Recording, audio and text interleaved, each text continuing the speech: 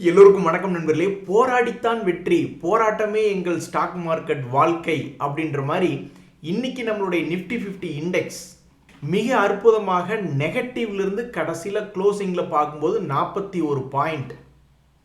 அட பைத்தியமே, உனக்கு வேற வேலை இல்லையா அப்படின்ற மாதிரி நம்மளுடைய நிஃப்டி என்பது ஒரே இடத்துக்குள்ளே சுற்றி கொண்டே வந்துக்கிட்டு இருக்கு. இந்த சமயத்தில் தான் இவன் நீ இன்னும் எவ்வளவு நாளைக்கு தான் சுற்றுவ அப்படின்ற மாதிரி ஒரு மீன் மண்டை பேட்டர்ன் என்பது உருவாகி கொண்டிருக்கிறது. அப்போ இதை உடச்சிக்கிட்டு ஒன்றா பெருசாக கீழே ஒரு 21,000க்கு வருவதோ அல்லது பெருசாக உடச்சிக்கிட்டு மேலே ஒரு 24,500க்கு வருவதோ ஏதாவது ஒரு முக்கியமான காரியத்தை இது செய்யுமா? ஏன்னா நீங்கள் ஏப்ரல் மாதத்தில் எடுத்து பார்த்தீங்கனாலே இதே ரேட்டில் தான் இருந்திருப்பான். இப்போ நம்ம மே மாதத்தில் இன்னைக்கு நம்ம எடுத்து பார்த்தாலே அதே ரேட்டில் தான் இருக்குது. நண்பர்களே, இப்படி மார்க்கெட் பெருசாக மூவ்மெண்ட் ஆகாமல் இருக்கக்கூடிய இந்த நேரத்தில் தான் கடன் வாங்கி ட்ரேடிங் பண்ணுறவங்களுக்கு ஒரு அதிர்ச்சிகரமான தகவலை நிதின் காமத் அவர்கள் சொல்கிறார். அதாவது பெரிய அளவில் கடன் வாங்கி இப்போ வியாபாரம் பண்ணிக்கிட்டு இருக்காங்க. எங்ககிட்டயே இந்த மார்ஜின் ட்ரேடிங் ஃபண்டிங் அப்படின்ற நாங்களாவது கொஞ்சமாக கடன் கொடுத்துருக்கோம் இந்த மார்ஜின் ட்ரேடிங் ஃபண்டிங் மூலியமா. ஆனால் மற்ற புரோக்கர்கள்லாம் ரொம்ப அளவுக்கு அதிகமாக கடன் கொடுத்துருக்காங்க. என்னைக்காவது ஒரு நாள் மார்க்கெட் கிராஷ் ஆச்சுன்னா மொத்தமாக இந்த மார்ஜின் ட்ரேடிங் ஃபண்டிங் நம்ம எதுக்கு கொடுக்குறோம்?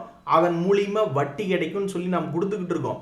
அதன் மூலியமாக சம்பாரிச்சது பூரா மொத்தமாக ஒரு நாள் மார்க்கெட் கிராஷ் ஆகும் பொழுது மார்ஜின் கால் ஹிட் ஆகி எல்லா பொசிஷனும் ஹிட் ஆகும்போது பெரிய பிரச்சனைக்கு போயிடும்.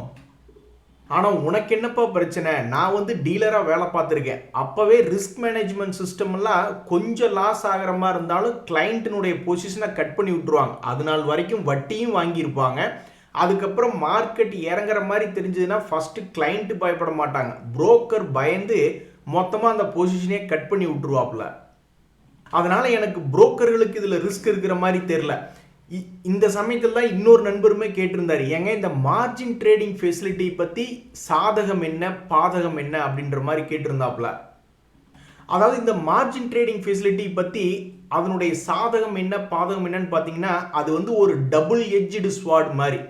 அனுபவம் இருக்கிறவங்க அதை நல்லா பயன்படுத்தும் பொழுது அதனால் லாபம் என்பது வரும். அதுக்கு மார்க்கெட் சப்போர்ட் பண்ணணும். அனுபவம் இல்லாமல் நம்ம இந்த மார்ஜின் ட்ரேடிங் ஃபண்டிங் உபயோகப்படுத்தி நம்ம கிட்ட இருக்கிறது குறைந்த அளவு பணம், வெறும் 1 லட்ச ரூபா தான் இருக்குது. ஆனால் அதை வச்சுக்கிட்டு 5 லட்ச ரூபாய்க்கு நம்ம ட்ரேடிங் பொசிஷன் எடுக்கிறோம். இன்ட்ராடே கிடையாது, டெலிவரி பொசிஷன் எடுத்துகிட்டு போகிறோம். அப்படிங்கும் பொழுது மார்க்கெட் உங்களுக்கு சப்போர்ட் பண்ணலாம். அந்த ஷேர்ஸ் கீழே விழுகுதுன்னா உடனே புரோக்கர் உங்களுக்கு மார்ஜின் கால் அடிச்சுக்கிட்டே இருப்பான். நீங்கள் அடிஷ்னலாக பணம் போடுங்க. வெறும் 1 லட்சத்தை வச்சுக்கிட்டு 5 லட்ச ரூபாய்க்கு பொசிஷன் எடுத்திருக்கீங்க. உங்களுடைய டோட்டல் 5 லட்சம் ஷேர்னுடைய வேல்யூ கம்மியாகி இப்போ 4 லட்சம் வந்துருச்சு. ஒரு 25,000 ரூபாயாவது நீங்கள் டாப் அப் பண்ணுங்க அப்படின்னு மார்ஜின் கால் அடிச்சுக்கிட்டே இருப்பான். அப்புறம் உங்களால் டாப் அப் பண்ண முடியலன்னா அப்புறம் பொசிஷனை கட் பண்ணி விட்டுருவான். ஸோ சாதகம் என்னென்னா குறைந்த அளவு பணத்தை வச்சுக்கிட்டு உங்களுக்கு அனுபவம் இருந்தது அப்படின்னா புரோக்கர்னுடைய காசையே ஒரு சின்ன வட்டிக்கு வாங்கிட்டு ஓரளவுக்கு மேலே போனோடனே மொத்தமாக சேல் பண்ணிவிட்டு வட்டியும் அவனுக்கு கொடுத்துட்டு நம்மளுடைய லாபத்தையும் நம்ம எடுத்துக்கலாம். அதுவே அனுபவம் இல்லாமல் உள்ளே இறங்கி போச்சுன்னு வச்சுங்களேன், புரோக்கருக்கு வட்டி வந்துடும், உங்களுக்கு அப்புறம் கும்பாதான்.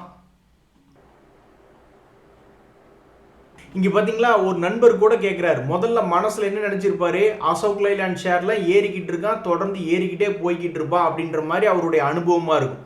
கடைசியில் பார்த்தா அவரே கேட்குறாரு, என்னங்க நல்லா போய்கிட்டு இருந்த அசோக் லைலாண்ட் ஷேர் இப்படி குப்புற விழுந்து கிடக்கு. அப்படிதான் பண்ணுவாங்க. நம்ம போய் ஒரு ஷேரை எடுத்தோம்னா நம்ம எடுத்த ரேட்டு தான் உச்சமாக இருக்கும் அப்படின்ற மாதிரி யோசிச்சு பாருங்க. இப்போ இந்த மார்ஜின் ட்ரேடிங் ஃபண்டிங்கில் ஏறிக்கிட்டே போயிட்டே இருக்கு அப்படின்னு சொல்லி யாராவது 1 லட்சத்தை வச்சுக்கிட்டு 5 லட்ச ரூபாய்க்கு இந்த இடத்துல பொசிஷன் எடுத்திருந்தா, என்னங்க இத்தனை நாள் ஏறிக்கிட்டே இருந்தால் நான் எடுத்ததுலேருந்து தலை குப்புற, அவருடைய சொந்த காசு 1 லட்சத்துக்கு மட்டும் எடுத்திருந்தா மிக குறைவான நஷ்டம். 1 லட்சத்தை வச்சுக்கிட்டு 4 லட்ச ரூபாய்க்கு எடுத்திருந்தா ஒரு 20% இறங்கினாவே அப்புறம் அவ்வளோதான், டோட்டல் அக்கௌண்ட்டே வாஷ் அவுட் ஆகிட்டு போயிடும். ஸோ மார்க்கெட்டில் டஃப் சுச்சுவேஷன் வந்துச்சுன்னா இந்த மார்ஜின் ட்ரேடிங் ஃபெசிலிட்டி அப்படின்ற ஃபீச்சர்லாம் காணாமல் போயிடும். இப்போ கூட பாருங்கள், ஒரு நண்பர் சொல்கிறார், இந்த கோல்டு அண்ட் சில்வர் தான் என்னுடைய அக்கௌண்ட்டை காப்பாற்றிக்கிட்டு இருந்தது, நல்லா மேலேயே போய்கிட்டு இருக்கான்னு நான் நினச்சிக்கிட்டு இருந்தேன், இப்போ அதுவும் காப்பாற்ற மாட்டேங்குது அப்படின்றார். ஸோ நீங்கள் எதிர்பார்த்தது நடக்கலை அப்படின்னா அவ்வளோதான், அந்த மார்ஜின் ட்ரேடிங் ஃபெசிலிட்டி அப்படின்ற ஃபீச்சரே உங்களுக்கு மோசமாக செயல்பட ஆரம்பிச்சிடும். இந்த பிரச்சனை தான் நிதின் காமத் அவர்கள் தற்போது விலக்கி சொல்லியிருக்காப்புல. நண்பர்களே, இந்த நேரத்தில் மிக முக்கியமான இன்றைய செய்திகளில் டாடா குரூப்பை சார்ந்த இந்த டாடா டெக்னாலஜி அப்படின்ற பங்கு ஐபிஓ வரும்பொழுது செம புல்லிஷ் மார்க்கெட், அவன் பாட்டுக்கு பறந்துட்டான் லிஸ்டிங் கெயின்.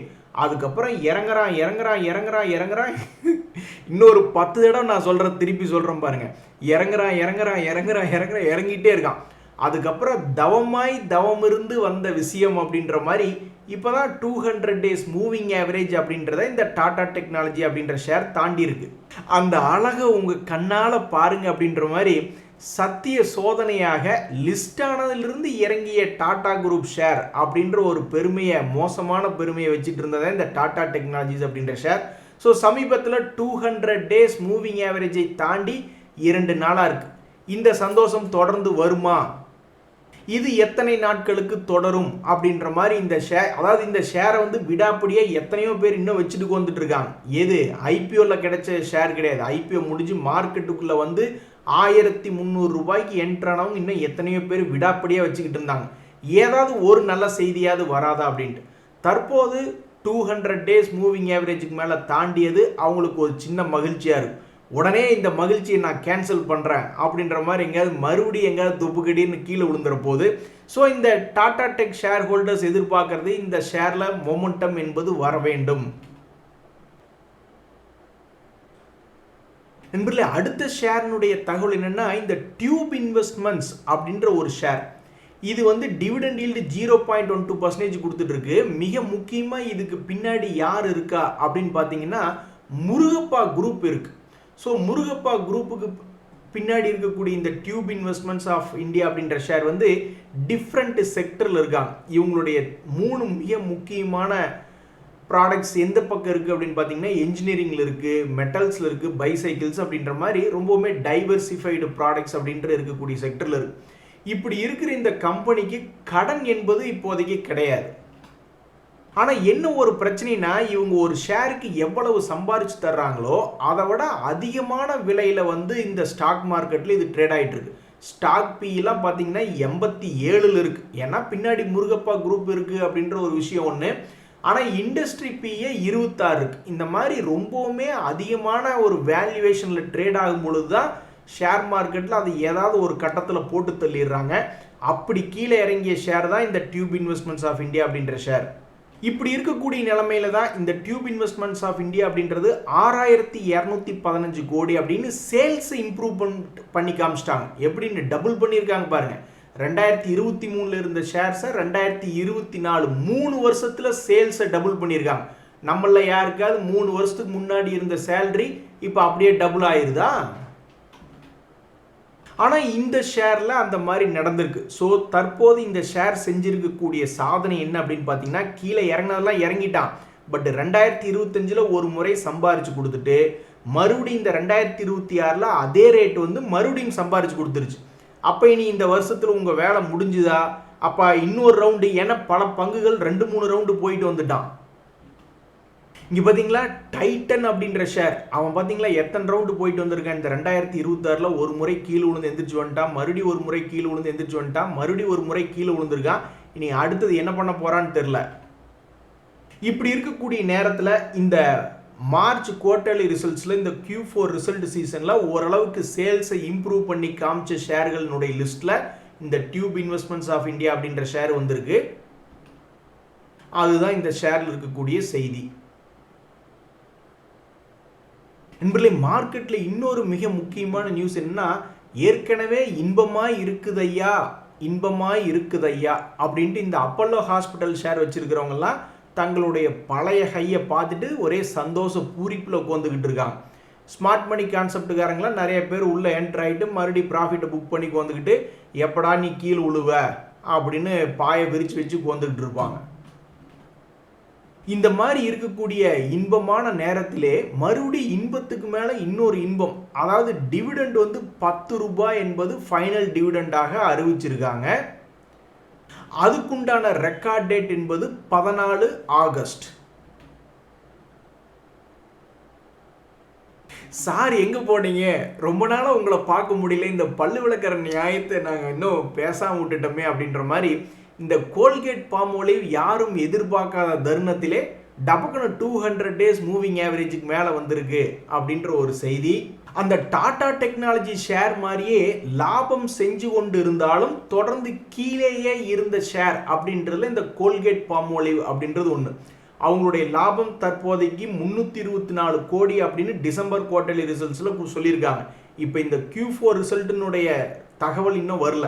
இப்படி இருக்கக்கூடிய நேரத்தில் இந்த கோல்கேட் பால்மோலிவ் எவ்வளோ அட்டெம்ப்ட் ஷேர் ஹோல்டர்ஸை காப்பாற்றுறதுக்காக எவ்வளோ முயற்சிகள் பண்ணியிருக்கான் பாருங்க. ஆனால் அவனை 200 டேஸ் மூவிங் ஆவரேஜை தாண்டவே விடல மார்க்கெட். இந்த நேரத்தில் யாரும் எதிர்பார்க்காத நேரத்தில் கூட்டத்தோட கூட்டமாக அது ஏறி வந்துட்டதை நிறைய பேர் கவனிக்கல. இன்னைக்கு 200 டேஸ் மூவிங் ஆவரேஜ் பக்கத்தில் மேலே வந்து தொடர்ந்து 2 நாளாக க்ளோஸ் ஆகிருக்கு அப்படின்ற ஒரு நியூஸ் வந்த உடனே பல இடங்களில் இந்த கோல்கேட் பால்மோலிவ் அப்படின்ற ஷேர்னுடைய செய்திகள் வந்துக்கிட்டு இருக்கு. ஸோ இந்த ரிசல்ட் சீசனில் இந்த கோல்கேட் பால்மோலிவ் ஷேர் என்ன செய்யும்? என்ன மனுஷையா, எத்தனை முறை வந்து தன்னுடைய ஷேர் ஹோல்டர்ஸை காப்பாற்றுறதுக்காக முயற்சி பண்ணியிருக்கான் பார்த்தீங்களா? 200 டேஸ் மூவிங் ஆவரேஜை தாண்டறதுக்கு அத்தனை தடவையும் முடியாமல் இந்த ஷேர் மார்க்கெட் கல் நெஞ்சுக்காரன் ஒவ்வொரு முறையும் அவனை கீழே தள்ளி விட்டுக்கிட்டே இருந்திருக்கான். ஸோ இந்த முறை ரிசல்ட்டை வச்சுக்கிட்டு என்ன இந்த கோல்கேட் பால்மோலிவ் செய்ய போகிறது அப்படின்றது பொறுத்து வந்து தான் பார்க்கணும். நண்பர்களே, சமீபத்தில் வர வர ஷேர் மார்க்கெட்டில் ஒரு க்ரோத்துக்கு வந்து மரியாதை இல்லாமல் போயிடுச்சு. நான் வந்து கடந்த 4 வருஷமாக கூட பார்த்துக்கிட்டு இருந்தேன். போன குவார்ட்டருக்கு இந்த குவார்ட்டருக்கு அதுக்கு அடுத்த குவார்ட்டருக்கும் நல்ல ஒரு வருமானம் பண்ணி கொடுத்தா ஸ்டாக் மார்க்கெட்டில் அந்த ஸ்டாக்குகள்லாம் சில நேரங்களில் ஏறிடுறான். ஆனால் அது வந்து இப்போ இந்த 2026 சில கம்பெனிகளில் நடக்க மாட்டேங்குது. ரெஃபெக்ஸ் இண்டஸ்ட்ரீஸ் அப்படின்ற ஷேரில் இன்னைக்கு என்ன ஒரு நியூஸ் வந்திருந்தது அப்படின்னு பார்த்தீங்கன்னா, எங்களுக்கு வந்து ஆர்டர் கிடைச்சிருக்கு கிட்டத்தட்ட 20 கோடி மதிப்பிலான ஆர்டர். இது வந்து ஒரு நஷ்டம் செய்யும் கம்பெனி கிடையாது. 3801 கோடி தான். இது வந்து ரொம்பவுமே ஸ்மால் கேப்புக்கும் கீழே இருக்கக்கூடிய ஷேர் தான். ஆனால் இந்த ஷேர் சமீபத்தில் கடந்த 3 குவார்ட்டரில் பார்த்தீங்கன்னா 20 கோடி, 36 கோடி, 53 கோடி அப்படின்னு லாபத்தை ரெஜிஸ்டர் பண்ணியிருக்காங்க. இது ஒன்றும் நஷ்டம் செய்யக்கூடிய ஷேர் கிடையாது, பட் லாபம் செஞ்சுக்கிட்டு இருக்கக்கூடிய ஷேர். அந்த லாபத்தையும் ஏறுமுகத்தில் கடந்த 3 குவார்ட்டரில் காமிச்சிருக்கான். ஆனால் ஸ்டாக் மார்க்கெட்டில் ஒரு உதவி இல்லை. 200 டேஸ் மூவிங் ஆவரேஜ் எல்லாம் வந்து சமீபத்தில் தொட்டிருக்கான், இல்லைன்னு நான் சொல்லலை. சமீபத்தில் ஒரு 200 ரூபாய் ரேஞ்சிலிருந்து 277 மேல் நோக்கி வந்திருந்தாலும், இது 2025 பெருசாக சம்பாரிச்சு கொடுத்துருந்தாலும், இந்த இடத்துல எத்தனையோ ஸ்மார்ட் மணி கான்செப்டுக்காரங்களாம் பணத்தை போட்டிருப்பாங்க போன வருஷமே. சரி, 2025 இந்த ரெஃபெக்ஸ் இண்டஸ்ட்ரீஸ் வந்து ஒரு 350 ரூபா ரேஞ்சிலிருந்து 500 ரூபா வரைக்கும் போயிருக்கான். மறுபடியும் இன்னொரு முறை கண்ணா இன்னொரு லட்டு சாப்பிட ஆசையா அப்படின்னு இந்த இடத்துல என்ட்ரு ஆயிருந்திருப்பாங்க நிறையா ஸ்மார்ட் மணி கான்செப்டுக்காரங்களாம். அவங்களுக்கு தெரியும் 10 ஷேர் எடுத்து அதில் எவனோ ஒருத்தர் 2 பேர் தான் ஏறுவான் அப்படின்ட்டுன்னு. அதுக்குன்னு இப்படியா மோசமாக இறங்குவானுங்க ரெஃபெக்ஸ் இண்டஸ்ட்ரீஸ் ஷேர் ப்ரைஸு? அட பாவிகளா, 350 ரூபா இருந்தவன் 200 ரூபா வரைக்கும் போயிட்டான். 200 ரூபாய்க்கு போயிட்டு இப்போ 277 ஆடிக்கிட்டு இருக்கு. ஸோ இன்னைக்கு இந்த ஸ்டாக்ல 2 தகவல்கள். ஒன்று, இவங்களுக்கு வந்து 20 கோடிக்கு ஆர்டர் கிடைச்சிருக்கு அப்படின்ற ஒரு தகவல். சரி, ஓகே. அடுத்தது இவங்களுடைய Q4 ரிசல்ட் சீசன் வரும்பொழுது இன்னும் கொஞ்சம் உயர்த்தி ஒரு 70 கோடி 80 கோடின்னு கொடுங்களேன் அப்படின்ற மாதிரி தான் இந்த ஷேர் ஹோல்டர்ஸ் எல்லாம் பார்த்துக்கிட்டு இருப்பாங்க.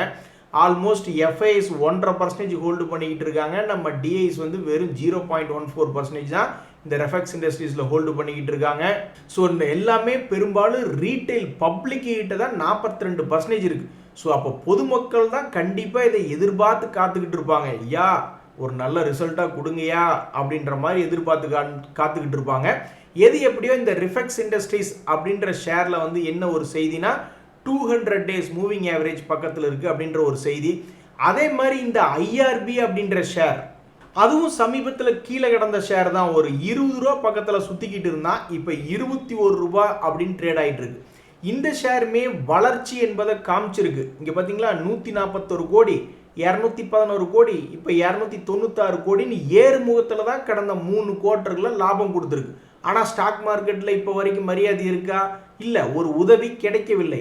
எல்லாருமே கீழே தான் உட்காந்துக்கிட்டு இருக்கான். ஏன் இப்படி ஸ்டாக் மார்க்கெட்டில் பண்ணிக்கிட்டு இருக்காங்கன்னு தெரியல. எது எப்படியோ growth காமிச்சாலும் மதிப்பில்லாமல் போச்சு. இந்த ஓலா எலக்ட்ரிக் அப்படின்ற ஒரு ஷேர் போன வருஷத்தினுடைய நஷ்டத்தை விடவும் மார்ச் 2025 870 கோடி நஷ்டம், இப்போ 500 கோடி தான் நஷ்டம் அப்படின்ற மாதிரி குறைச்சி காமிச்சாலும், லாபத்தை இன்க்ரீஸ் பண்ணி காமிச்சாலும், நஷ்டத்தை குறைச்சி காமிச்சாலும் எல்லா கணக்கும் ஒன்று தான். ஸோ இது ஒரு வித்தியாசமான மார்க்கெட்டாக இருக்குது. கடந்த 4 வருடத்தில் growth காமிச்சா மேலே தூக்கி வச்சு அழகு பார்த்துக்கிட்டு இருந்தாங்க. இப்போ ஏனோ அது மார்க்கெட்டில் நடக்க மாட்டேங்குது. ஏன், எதனால்? ஒருவேளை எஃப்ஐஸ் வாங்க மாட்டேங்கிறாங்களே அதனாலயா அப்படின்னு பார்த்தீங்கன்னா, எஸ், ஆமாம், அதுவும் ஒரு காரணம். எஃப்ஐஸ் வாங்க ஆரம்பிச்சாங்கன்னா நம்ம மார்க்கெட்டெல்லாம் பறந்துடும். நடக்கட்டுங்க, நம்ம பொறுமை எவ்வளவு சோதிக்க முடியுமோ அவ்வளோ சோதிக்கிட்டோம். என்னைக்காவது ஒரு நாள் மற்ற ஆசியன் மார்க்கெட்டுகள் கிராஷ் ஆகும் பொழுது அந்த பணத்தை கொண்டு வந்து இங்கே போட்டானுங்கன்னா ரொம்ப மகிழ்ச்சியாக தான் இருக்கும். நண்பர்களே, இன்றைய மார்க்கெட்டில் இன்னொரு கடைசி செய்தி என்ன அப்படின்னு பார்த்தீங்கன்னா, டீம்லீஸ் அப்படின்ற ஒரு ஷேர். அந்த ஷேர்னுடைய டிஐஎஸ் டேட்டா பார்த்தீங்கன்னா அப்படியே ஷாக் ஆகிடுவீங்க. ஏன்னா அந்த டீம்லீஸ் சர்வீசஸ்னுடைய டிஐஎஸ்னுடைய ஹோல்டிங் பேட்டர்ன் பார்த்தீங்கன்னா 49.60% அப்படின்ற மாதிரி டிஐஎஸ் அதிகமாக ஏதோ ஒரு நம்பிக்கையில் குவித்து வைத்துள்ள பங்காக இந்த டீம்லீஸ் அப்படின்ற ஒரு ஷேர் இருந்துக்கிட்டு இருக்கு. இந்த நேரத்தில் இந்த ஷேர்னுடைய மிக முக்கியமான ஒரு அறிவிப்பு என்ன வந்திருக்கு அப்படின்னு பார்த்தீங்கன்னா, பைபேக் வந்திருக்கு. ஒரு காலத்தில் ஒவ்வொன்றும் ஒவ்வொரு சீசன் தான். திடீர்னு ஸ்பிளிட் நிறைய கம்பெனியில் அறிவிப்பாங்க, போனஸ் அறிவிப்பாங்க, டிவிடெண்ட் எப்போவுமே ரெகுலராக நடக்கிறதா.